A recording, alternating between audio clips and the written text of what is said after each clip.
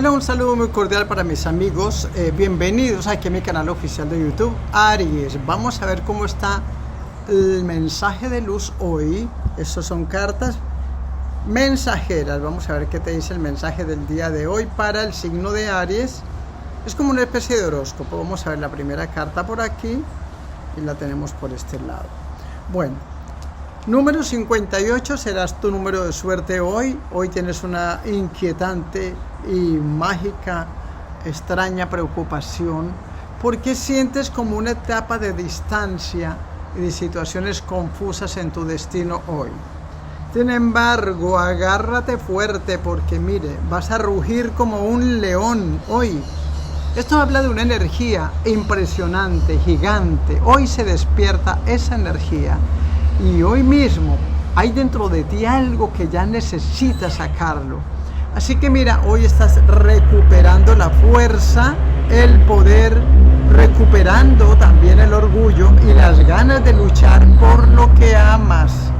Bueno, y tenemos una persona que te ignoró, comienza a sentir hoy miedo a perderte. Hoy comienza a sentir que mientras que el universo te abre caminos en dinero, hay proyectos, hay decisiones importantes y algo grande empieza a moverse esta misma semana. Bueno, vamos con el horóscopo para Tauro.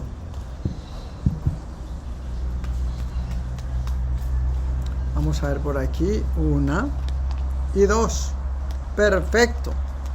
Mira, ¿por qué tenemos a Tauro? Porque Tauro ha salido muchas veces en tu campo hermético. A ver, ¿qué puede ser que hay un Tauro para ti? En el futuro, en el pasado o en el presente.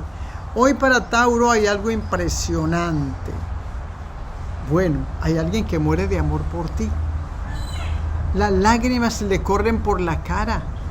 Tenemos una persona que está viviendo una tormenta emocional silenciosa. Aunque quiso aparentar frialdad, aunque quiso aparentar indiferencia, mira, hoy muere de nostalgia, le está consumiendo la nostalgia a esa persona. Y viene una llamada, un mensaje o una confesión inesperada, escucha muy bien, y esa confesión inesperada cambia todo.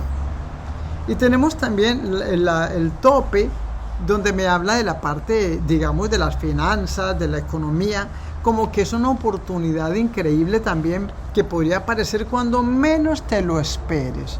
Bueno, ese fue el horóscopo para ti y para energía que está a tu lado.